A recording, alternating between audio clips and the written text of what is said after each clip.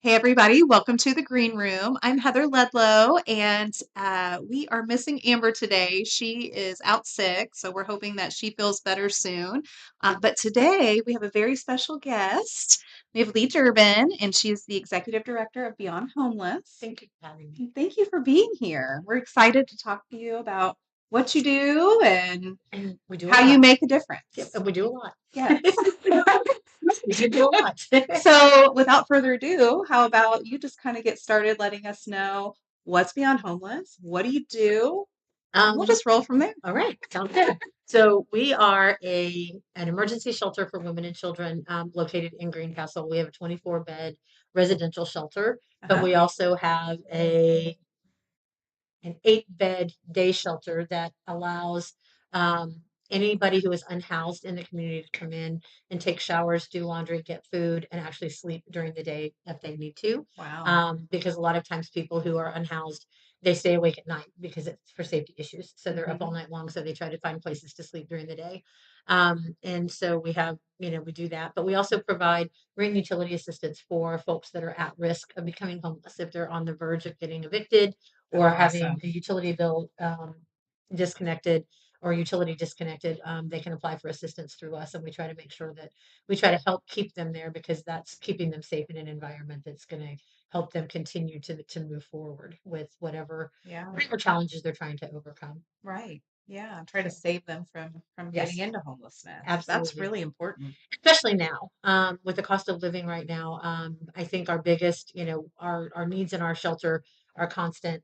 Yeah. We stay, right now with families, we have our family rooms are full.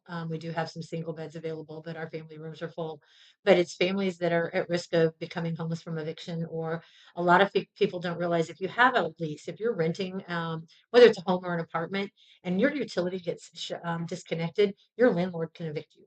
Yeah. And They absolutely a can. lot of folks don't realize that. So, Yeah. and if they have children, we're going to compound the issue because now we're going to end up with Department of Child Services are going to be involved because the children are living in an environment that's not really fit for human habitation because there may not be water or there may not be electricity. So Right. we're doing what we can to try to keep those families in their homes, helping them understand that they need to have a plan to be able to overcome some of those financial burdens. But with the cost of living that's going on and the fact that wages aren't really keeping up, it's almost a losing cycle with everybody Yeah. right now. Yeah. They're just scratching and clawing to stay afloat, kind of Yes, sounds like. it is. In June, I mean, it's the 25th of June. 25th of I June. forgot. It's been a long week. I'm sorry. Well, My that's days are okay. running This together. honestly, this month has been a fun month. My days are running together. Yeah. So, Get but it. just in June alone, we've had 10 requests that we've been able to fill, but it's been almost $7,000 worth of requests. Oh, wow. So there's a lot of need out there for folks, and the average request is $750. Really? Okay. That's the average of all of them, but individually they can run anywhere from $400 to rents. Like I said, a rental request can be up to $1,300 to $1,400 or even more, Oh, yeah. Rents are depending on crazy right now. depending Yeah. on and depending on the reasons that they need assistance. Yeah. So it's really it is, and we've had 43 requests for shelter this month alone. Um, and that's not just Greencastle, that's our Putnam County, that's our region that we serve. And we do serve a 6-county region. So when I say we have a 24-bed shelter, it's for 6 different counties. And can And you tell the audience what 6 counties you I'm guys going to use my serve? fingers. I'm going to use my fingers. I'm really sorry because I No, have to count on my hand to do it to make sure that I get all 6 I do. counties. I do it all the time. Don't tell anybody. That's brilliant. So it's kind of like I try to do it in alphabetical order. Uh-huh. So obviously we serve Putnam, but we also serve Hendricks, Clay, Owen, Park, and Montgomery. Wow. Yes. That's a And big and it radius. is. And when you look at Hendricks County alone, I mean, that's kind of where we are today. So it's Yes. like Hendricks County alone, when you look at just Danville, Avon, Plainfield, and Brownsburg, Yeah. you have no help. There's no shelter, No. and I mean, you have services available, but you have no shelter. And so when you look at just the population of the county in itself, and then you add that, I tell people, Putnam County itself has 37,000 people, 24 beds, 37,000 people for one county, and then you multiply that by 6. We are rural, and so we're out there doing what we can to make sure that we're hitting as many needs as we can and helping as many families as we can. But it's just we're small. Yeah, you're We're small. small, and I tell people, we're small, but we do mighty things, and we do Yes. we do You do. Herculean things, and trying to make sure that people are safe and secure and have the opportunity to get back on their feet, because nobody deserves to be homeless. No, nobody does. No, It's important work you guys are doing. What personally drew you to this line of work? And was there like a goodness, moment that you were you're gonna like, make this me, is what I need to be yeah, you're doing? gonna make me cry again. I can't do you know, making me cry. So, Oh, so in July, well, it'll be next month. It'll be 10 years next month. My husband and I lost our oldest daughter to breast cancer. And one of her things that she wanted to do in life was her favorite movie was Patch Adams. that's a great movie. Um, and she wanted to create the compound that Robin Williams created in that movie for people Hmm. who needed help with whatever it needed. They Yeah. didn't necessarily need to be homeless, but whatever they needed to be able to come to this compound and get those services. And when she was undergoing her treatments for chemo right before she passed away, she got involved, indirectly involved with an organization out of Indianapolis called IWIN, and it's Indiana Women Hmm. in Need, and it's an organization that helps women all across the state of Indiana who have chronic illnesses. And Hmm. so they supply groceries and hygiene products and things like that, but they also make sure that they have transportation back and forth to doctor's appointments and things like that. And she Hmm. was very, very dedicated to that. But while she was in the hospital getting treatments at times, she would see families that were at risk come in, and she would hear and talk to people and um, about, they're like, oh, I don't qualify for this or I don't qualify Yeah. for that. We make too much money. And part of her dream was to make sure that this compound didn't exclude anybody and made Yeah. sure that anybody in need needed help. And so she was basically, I'll just be blunt, she was hell bent that this was going to happen. Yeah. And so we started down the path of creating a nonprofit for her before she got really, really sick. And after she passed away, I just kept getting more involved in the needs, and I kept seeing the needs rise. And I spent a very long time in my career working out of the former Wishart Hospital. It's on now Eskenazi, but Uh-huh. I worked downtown. I saw the needs there, and then all of the volunteerism that I was able to do subsequently over the years drew me to this. But it was always the everybody deserves a second chance, or a Oh, third chance, or a fourth absolutely. chance. It doesn't matter how many chances, as long as they're getting up, then they Yeah. need to be able to be given the chance to try again. And so that's really kind of what led me there. And just once I stepped inside the door, and I got to know the program and I saw how the program worked, it was literally almost, I mean, it was almost like she was there with me. Oh, Um, it's a way to carry her spirit yep, and her yep, legacy on. yes. And Yeah. so throughout those years that I've been there for 7 years. And so I started in 2019, and then in 2022, my husband got critically ill. Hmm. Um, I lost him 2 years ago. Oh, So it's been rough because both of them are in that building with me with you. every single day. I told you you're gonna make me I cry. Sure, it's okay. I'll be fine. Yeah. So Oh, it's one of those things where, I mean, he was my handyman. He was there, so it was almost like it was a family thing. And sure. but it's not, because it's not any of that. It's, we struggled when we first started out, and you know, we we worked, we did what we needed to Yeah. do, and then when we were in a place where we could make sure others could do the same thing, we did the same thing, Yeah. and that's how we are. And so all of this comes out of it. I tell people that I am a walking, talking billboard for the type of person that I try to help. Yeah. Because not only did I lose my husband and I lost my daughter a year ago, I became critically ill. And Yeah. so when you look at catastrophic life events across an income, and you go from being a two-income family to one, and then you have a critical illness, the struggles are just exponential. And Oh my so, gosh, and absolutely. the highest right now, the highest or the fastest growing rate of individuals experiencing homelessness for the first time are individuals 55 and older. Yeah.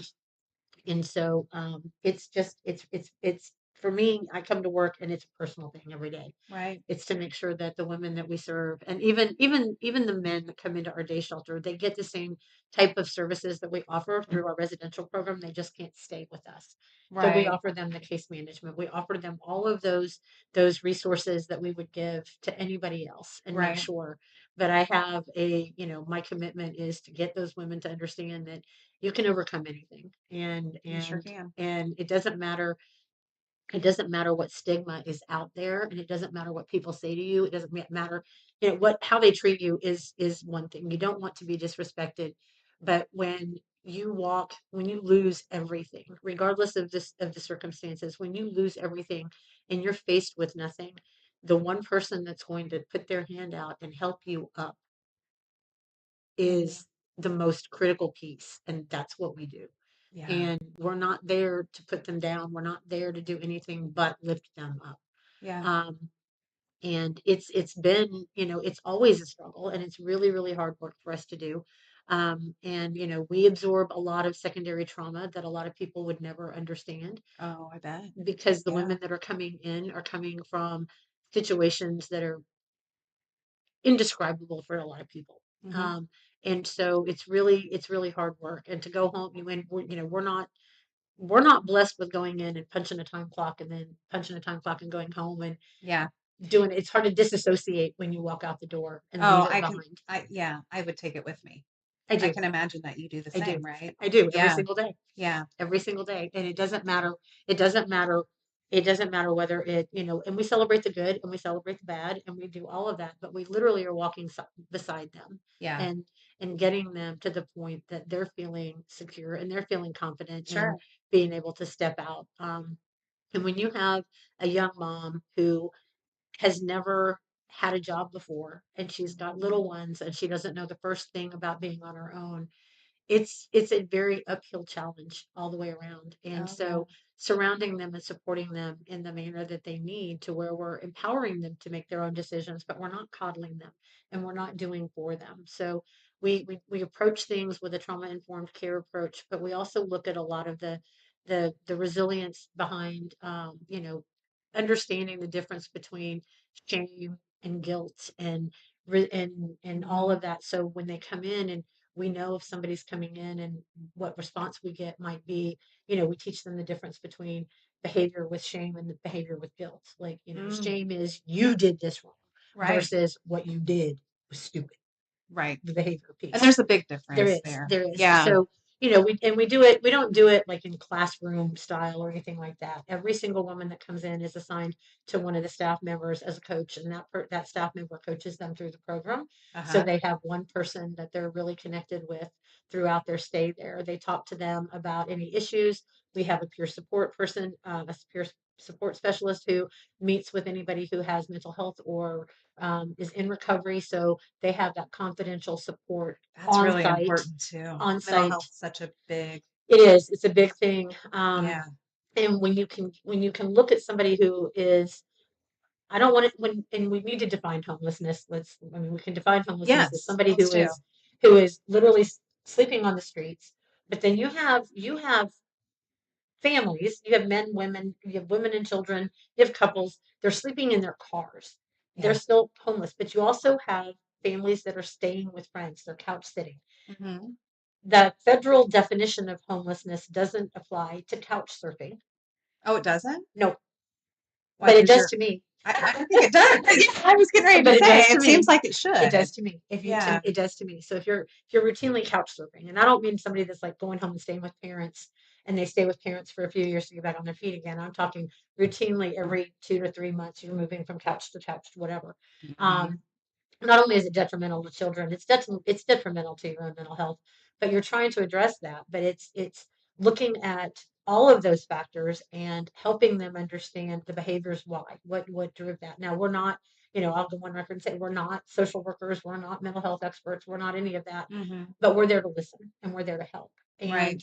And having a peer support specialist on site helps de-escalate any of that starts to come up. So Yes. we're literally we're working in tandem with our local EMS team, and the mobile integrated health program to help make sure that we're getting resources, but it does, it cuts down on phone calls to law enforcement. It cuts down Oh, on yeah. phone calls to be evaluated at a hospital because sometimes it just takes 15 minutes of talking because somebody doesn't know how to regulate. They don't know how to regulate emotions, or we have a child who may not know how to Mhm. do something, and you just get the right person to be able to kind of interrupt that a little bit, and it does help, and it makes a big difference in the outcome of everything. And so we really do try to make sure that we're setting them up.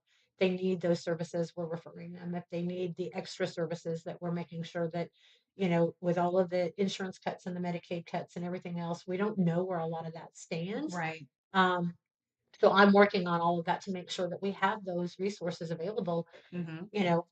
even when all of these other bills and things in legislature right now, whether they get signed or not, people still need the services. Yeah, they And still so need the help. and that's what we're Absolutely. trying to make sure that we have them ready for. Yeah, absolutely. Yeah. So I was lucky enough to be able to film with you about a month Yes, you were. ago, and you were awesome, by the way, Thank for you. my TV show, which should be coming out here in the next few days. Thank So you. you'll get to see that and kind of get to see some behind the scenes, Yep. which you took us through all of it. It was really cool. I loved the story about, and I cannot, her name escapes me, but she was a resident and now she works there with you. That's my peer support specialist. And I Yes. could you please share her story with our audience? I, It was very moving and just I really wish she cool. was here to tell it. She Yeah. hates it when I put her on the spot, but I wish she was here to tell it. But she's doing her own fun thing today. She's actually her youngest is actually graduating from preschool today. Aw, So tell them we're getting ready to go to congratulations. kindergarten. So she's got the Yeah. afternoon off for that. But no, she actually came into the shelter in 2021, I think it was, or 2020 during the pandemic. Uh-huh. Um, and was not compliant with program rules, and I ended up having to terminate her. And Mhm. she left the program and came back little about a year and a half later, and was ready. She was ready to take the step to get things Mhm. back on together. Now, I will say, she is in recovery, and so she was ready to make sure that she did what she needed to do for her kids, and I think that was the big Amazing. piece. Her testimony, if anybody wants to see it, her actual testimony in her own words is on our website. Yeah. So um, we it's out there. She basically came back. It took her a year to get housing. It took her a year to get really stable. Mhm. But through, as she puts it, through therapy and through me, me being hard on her, We all need somebody like that though in I our corner. and I will say this, I can be extremely hard on people, but I see Yeah. potential in people, and I don't give up on them. Yeah. And I think that that is what it is, but it comes from a place of love because nobody deserves to be treated. I mean, obviously, nobody deserves to be treated how she was treated. Nobody Yeah. deserves to have to go through life that way. But to see how far she's come, I mean, she literally worked in that year that she was there. She volunteered in our thrift store. She helped in the shelter when I didn't have staff, and she filled, gaps as Yeah. a volunteer. And she just started to learn those things, and that built her own confidence to go out.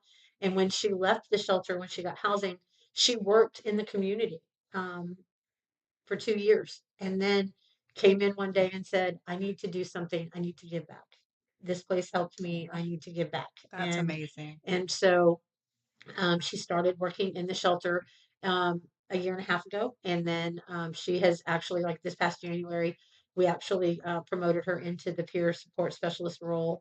Um, yeah, and it's just it's remarkable to see that, but it's also, just one of those where the fact that she is she's a walking example She of really the is. fact Yeah. that, what we do works. Yes. What we do works.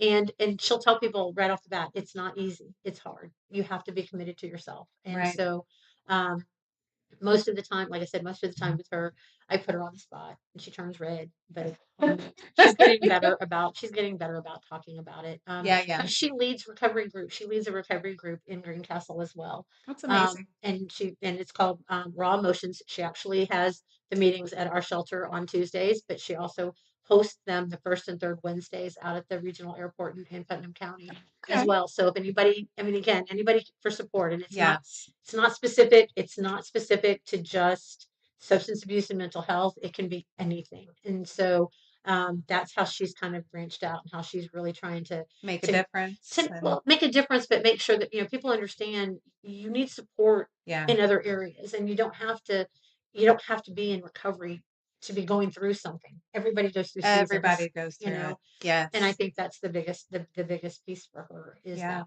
Yeah. She's really taken her mess and made it a message in a way, she is, and and I that's and she has inspiring. it's inspiring. I like today. I mean, it's watching her grow, watching her kids grow. Her kids literally when they come in, they feel at home when they're around. When they're, I Right. mean, again, even her youngest was just an infant when she was in the shelter, and still just a little bitty baby when they left, but comes in and like just she knows that that's a safe space, and I think Mhm. that's the biggest piece of it. Is that's what we want to try to make sure Yeah. that everybody knows it's a safe space. Yeah, and you're also with her getting her life together and helping others, and her kids are seeing that. Yep. And so that is hopefully gonna break that cycle, Yes. right? Yes. So that's super important. Mhm. Yeah, that was just so touching when we were talking about it in our other There's interview. several others. I do have several good stories, but they would go on and on and on. Go on and on and on Here forever. all day, but that's We would be awesome. here for we would be Yeah. here. So walk us through what happens when somebody comes to Beyond Homeless? Like, what's their first step like there? Um, it depends on the person, really. Okay. So typically we have our process is not one of the things we have an actual intake process. So we are not a sleep shelter. So people can't just show up at our shelter. Right. Um, we actually have to we are considered a medium barrier shelter. Okay. So we do have some criteria in place for women to come in. So they can't have a violent criminal history. Okay. And so everything else is pretty fair game. The program manager and I will sit down and talk about um, folks that have called for shelter if we have availability, and is it something that we need to? Is it somebody that we think will actually work our program and get through it, because it is a program and it is work, Mhm. and so it's not just a come in and treat this as a space to hang until you either get a job or find somebody to take you in or whatever. That's not Right. how we do things. So once they get through that inquiry process and they come in, the intake, because we get federal funding, we have a lot of paperwork we have to do, we Yeah. have to go through. But our Can't get away from that. no, Not with the government. can't. Um, Sadly. you can't. But we do have rules and we have policies in place that protect everybody. And a lot of it is because some of the women that come in have never had to save money before. Mm. They don't even know the first thing about saving money. So, they that some of the rules are, and we're pretty strict. They have a curfew. They have to be on the premises at a certain time. They have to get up at a certain time. They're assigned chores to keep the shelter clean. They have to do laundry on a certain day. So Mhm. that's kind of, typical day is if they have a job, they're getting up, they're signing in, and they're doing what they need to do and going to work and coming home. And then whatever chore they've been assigned in the shelter, they're doing that Mhm. by the time that they need to be done. And then they have time to do other things, but we really try to make sure that we're teaching them the financial literacy, and a lot of times it's basic life skills. Yeah, Um, that they just have probably never been taught. a lot of them don't know how to use a washing machine. Some of them, Really? yes. Some of them, yes. Wow. Some of them don't know how to cook. Some of them have Wow. never cooked. They don't know the first thing about working a stove. Yeah. They can work a microwave, but they don't know how to work a blender. They don't know how to work a coffee pot. Everything Wow. has been, yes. And those are, I would say, more extreme ones, but you do Sure. get women in there that are like that. Um, and there's a lot of them that have been in survival mode for so long Mm. that some of those, it's not that they don't know how, they've forgotten. And so Okay. you're kind of Yeah. getting them back in the routine of this is structure, this is how life is. And that I think is the hardest. If they've really been on the streets, and usually that's a single woman, but if she's really been on the streets or she's been couch surfing for a very, very long time, getting that structure back in, getting up at a certain time, going to work and coming home, it's not always fun. It's not always exciting. It is, Mhm. it's boring a lot of times, but it's necessary in order to get housing and to stay in housing. And Yeah. so, we're teaching as well as holding hands and Sure. making sure insurance is up to date and all of those things, and making sure that their health care, that, if they need health care, they're getting it. Right. Those Right. kinds of things. And that's the thing. And a lot of times with if they come in with parents, if they come in, I'm sorry, if they come in with children, that there's other service providers involved. They may have other providers involved, but they may be doing parenting classes. They may be doing other things to help Yeah. strengthen their parenting once they're outside of the shelter too Right. environment. So we really and truly are trying to bolster them because while they're in the shelter, I have 11 staff members. Right. So they have a support system of 12 people with them pretty much all the time.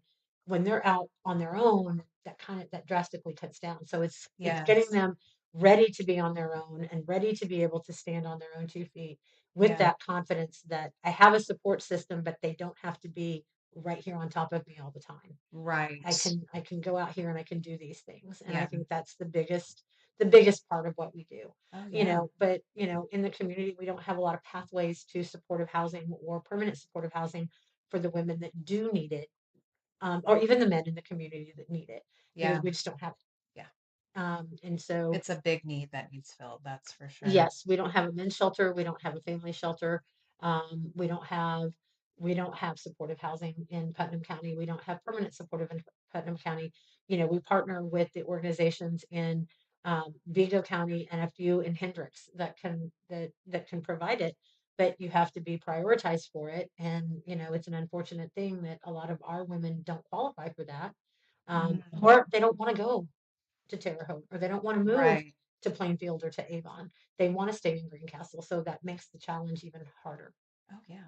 It Yeah. sure sounds that Hmm. way. It sounds that way. Yeah. But it's nice to know that you guys are getting them self-sufficient, Hmm. and then success looks like to you guys just getting them out on their own And having them stay on their and having them own. stay. Stay on, stay on their own. I will say, and that's the thing, it's the recidivism back to shelter is what actually is a measure of success.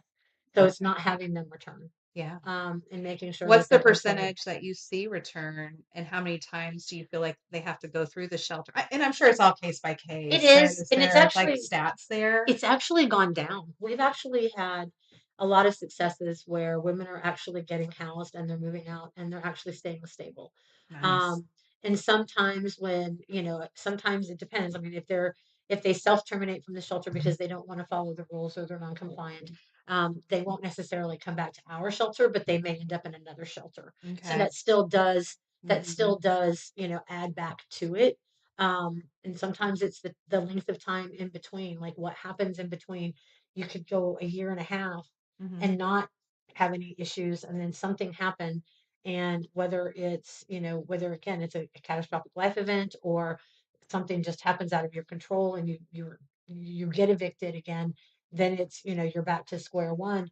It's kind of re-looking at what happened to get you there, and then Yeah. how do we get you back on your feet to make sure that it doesn't again. And that's when I say if you can fall down 7 times and we're still going to try to pick you up and help you. Yeah. Um, as long as the effort is there, I know that for myself and my staff, we're not going to tell somebody that they can't come back. There has to be a Mhm. legitimate reason for them to not be Be invited back. Yeah. invited. Yeah. Well, if somebody was wanting to help you guys, what is the most impactful thing that they might be able to do right now? What are your Two needs? things. Like, I'll say this. Oh, tell us. You can tell us more if you want Two to. things. Yeah. Biggest one's always going to be money for me. I Mhm. always need funding. I always need financial assistance to help run the shelter and the operations.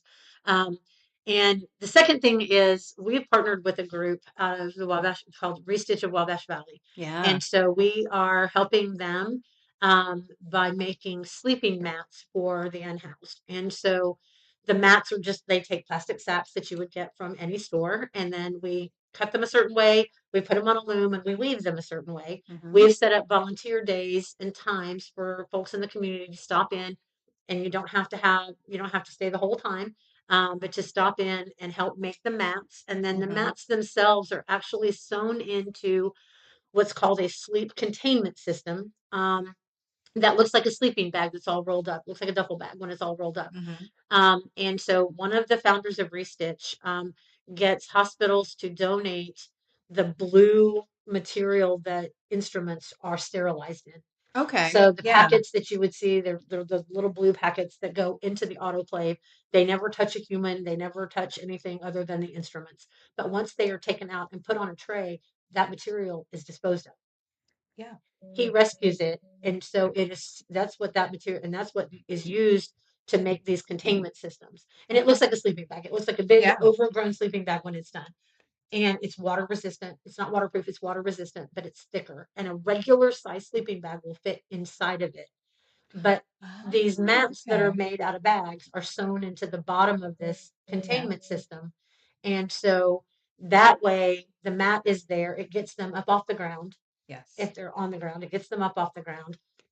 And it gives them protection from rain because it's water resistant. So even Mhm. if they're out in the rain, unfortunately, and we have, it's unfortunate, but we have a law going into effect July 1st that's going to make a lot of people, sorry, Oh, you're make a fine. lot of people, make a lot of people that may end up forcing a lot of folks that are on the streets into more into an open area or out into the rural areas where we are, Oh, because it in July on July 1st, what they call street camping is becomes illegal.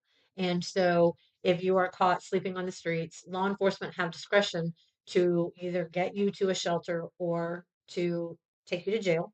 Um, or if you are, and again, if they suspect that you might be under the influence of a substance or something, they can actually try to get you to a treatment center. But the problem that we have is there's not enough shelters to cover. right. Um, and the shelter has to be within 5 months. So Okay. where we are located just off of downtown Greencastle. Yeah. So if law enforcement officers encounter somebody who is out by the Walmart in Greencastle, that's more than 5 miles from our shelter. Yeah. So it's that discretion of what do we do? I'm sure that I mean, we'll work with them to try to get people sheltered, but Sure. the law it doesn't sound like it covered rural areas, um, well, because we are the only shelter on this side of the state, basically. And Yeah. so, and and the folks that are experiencing homelessness out where we are, it's hidden. It's not on the streets. It's not like downtown Indy or even in Yes. Terre Haute where it is Yeah. much more visible. Out where we are, it's very hidden. So, making these containment systems is critical for some of those folks who are going to be on the streets, Mhm. and making sure that they're able to get something that's going to keep them out of the weather a little bit. Yeah. Because Uh, again, you only have 24 I beds, only have 24 and beds. only women And it's only can women, stay in and those beds. the day shelter is only open during the day. Right. Right. It's only open Yeah. during the So day. this is a huge need. So it is a huge need, and I know that Restitch is working with the veterans in Vigo County, Uh-huh. to make sure that the veterans who are experiencing homelessness get these containment systems. I would love to make sure that our emergency medical teams have at least one in each ambulance, and that It's a great idea. our law enforcement officers get one as well for their patrol cars. Mhm. Because again, it's out, the needs are out there, the needs are going to go up, and, with the housing bill that is stalled right now at the at the administrative level, if that goes through the housing cuts, it's still looking to force folks out of supportive housing back into the streets. So we're going to see a surge. Mhm. Um, Mhm. and so trying to just be prepared is all I'm trying to do. I try to bring my Girl Scout stuff back into play. Yeah. Be prepared, Yeah. but to try to make sure that we're helping in the best way we can in those Mhm. outreach to meet those outreach needs as well. Yeah. Absolutely. Yeah. So for So somebody who might be facing housing insecurity right now, what's the best, how do they reach out to you? What's their they best can next step? they can call the shelter and talk to any one of the staff members about resources that might be available. Okay. The phone number to the shelter is 765-301-9263. Okay. And any one of the staff members can talk to them about housing resources that are available. I know out in Putnam, I don't know how it is in Hendricks County, but I know in Putnam County, housing is almost non-existent. Yeah. It's a year or so before anybody can really get into something that they can actually afford. And by afford, from the clients that we support, we're talking the $950 range mostly, Right. and that's high for them. Yeah. But again, most rents are starting at $1,000 and going Oh, up. almost all of them anymore. Hmm. Yeah. Yeah. Yeah. It's almost impossible to find anything under 1,000, I feel Yes. like. Yep. Yeah. And we're really fortunate that we have some really good brokers in Putnam County that Mhm. have they're either property managers for private landlords that work with income-based folks too. Yes. So, when we have anybody that calls us and says, I have this or that, or I'm on the verge of being evicted, but I'm trying to avoid that and I'm trying to get into something else. We really do try to make sure we're making those connections Yeah. to some of those brokers that can help them navigate that. Because once somebody gets evicted, they can't get a lease. It's just No, it's really almost hard. impossible. It's impossible, Yes. and it's even harder to, I mean, again, and housing is almost impossible to find. It's almost impossible to find a private landlord that will take Hmm.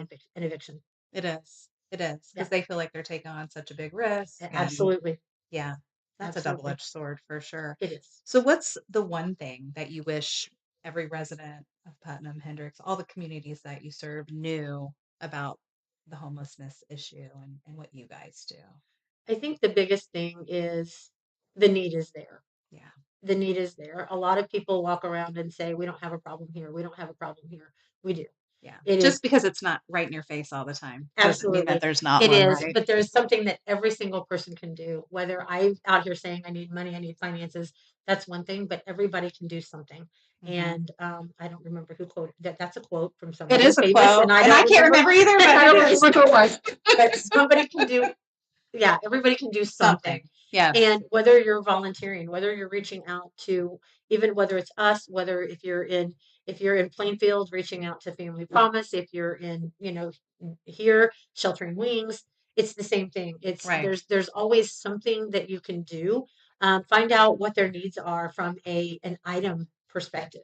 Right. Like, you know, I have a small food budget, but we provide all of our residents their food so they can save their money. Um, Hmm. and so, this time of year, I mean, I get it. I understand that costs are really, really outrageous, but meat is something that we need and we don't get it. Yes. So it's, I put that on things when I put social media call outs for items that we need, but it's understanding it's an ongoing thing that it's an ongoing need. Like we Right. always need fresh dairy. We always need cheese. We need butter. We need milk. I don't ask for eggs anymore because I'm blessed with farmers who provide eggs for us.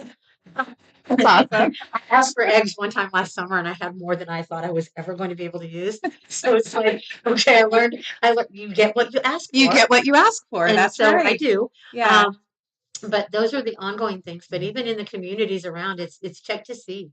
Don't just assume that an organization needs something. Right. Call and check to see what the immediate needs are because this week I may need paper towels and cheese. Next week I might need milk. And Right. so I never know how. And when our shelter right now, we have kids, we have some teenagers. So I feel like we're having, and they're boys. So I feel like again, Oh, yeah. eat us out of house and home because they're Yeah. always I hungry. have one of those, and Yeah. all he does is eat. Exactly. But that's just that, that's the thing. But then, we have volunteer work that can be done on a Mhm. one-off basis. It's not like repair stuff. Like I might need little handyman jobs that could be done, and again, I always preface this with, I don't ever expect anybody to think that if I call them and I have a repair job that I'm not willing to pay for it.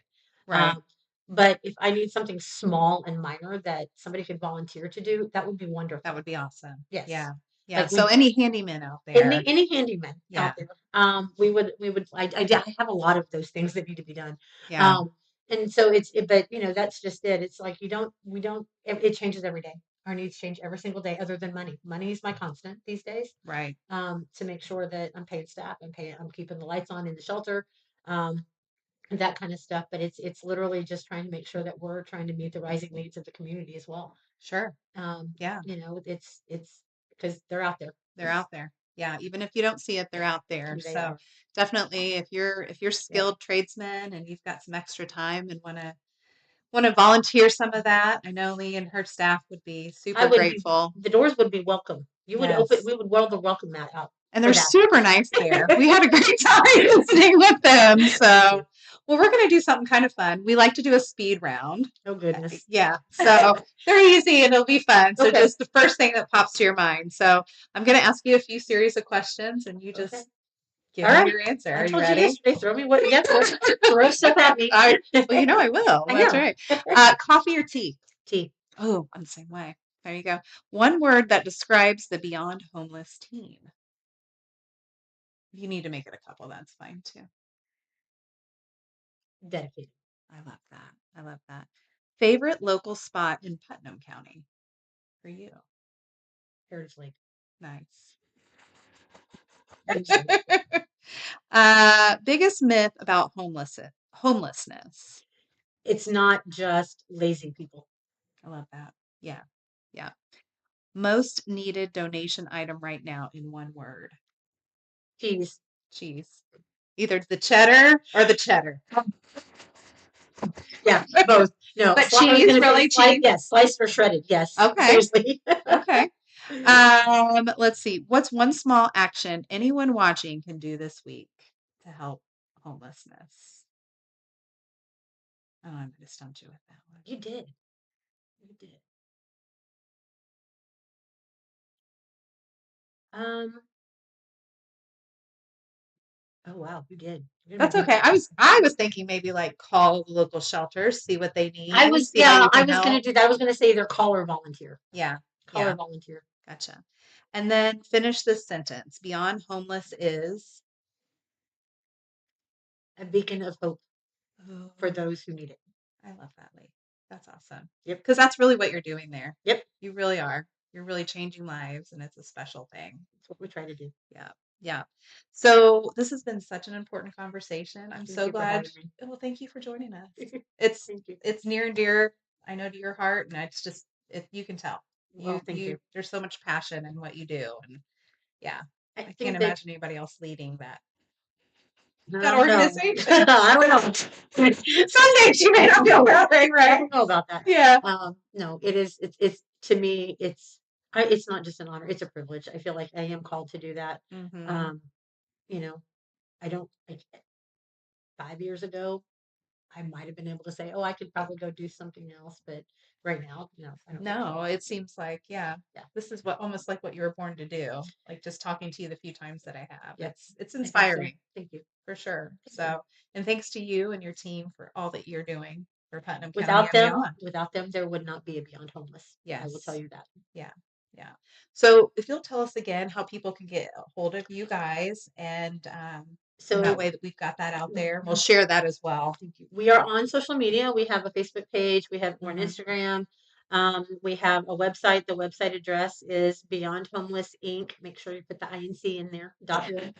Um, there is a Beyond Homeless, but it's in Los Angeles, and so I don't know. I don't want you to go to Los Angeles to find out what the needs are out there. Right. They're overrun, so we're good. And then you can always call the shelter. And again, that phone number is 765-301-9263. Awesome. Well, Thank thanks you. again for Thank you for joining having me. us. Yes, I can't wait till our episode comes out. We'll have I can't wait to some see more it. highlights. Yeah, I can't either. I'm supposed to get it the next day or two. I'm I'm like on excited. pins and Yeah, I'm needles. excited. So, Yeah. and we'll share that as well.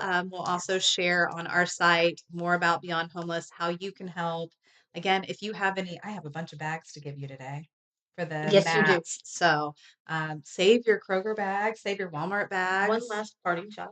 Oh, go ahead. We have Absolutely. a 5K coming up in September. Yes, please tell us That about this. yes, it's called Flight for the Homeless. We actually partner with Putnam County Airport Appreciation Days, and we kick it off right after the opening ceremonies for Airport Days on that Saturday. Awesome. We actually start on the tarmac at the airport and come through a gate off of that, and then it's down Ballard Lane and on the People Pathways over to Big Walnut Sports Park and back. Awesome. Um, there are two options. There is a competitive 5K, and then there's just a regular 5K walk and run if you wanted to do that. Okay. Sponsorships are welcome, but registration is open. Okay. And so you can find the event is on our Facebook page, and it's also listed on our website. And so you Perfect. can register for that. Anybody interested in sponsorships that you may not have already heard from me, feel free to reach out to me. I would love to talk about that. Yeah, Yeah. yeah, definitely. That's Yes. awesome. And I'm Yeah. glad that you shared that. So definitely check Thank them you. out on Facebook, on Yep. their Yep. website. Get involved with 5K. I mean, just Yep. anything you can do is going to help. Yep. And So, that's the thing. I think with the 5K, we do it just not just to raise money, but we do it to celebrate the women that we serve oh yeah. and the survivors. And And they so deserve that they celebration. do. They They do. really do. Yep. Yeah. So So, thanks again for being here thank with you again. us. And thank you guys for joining Yep. us this week on the Green Room. And we'll see you again next week. Bye bye.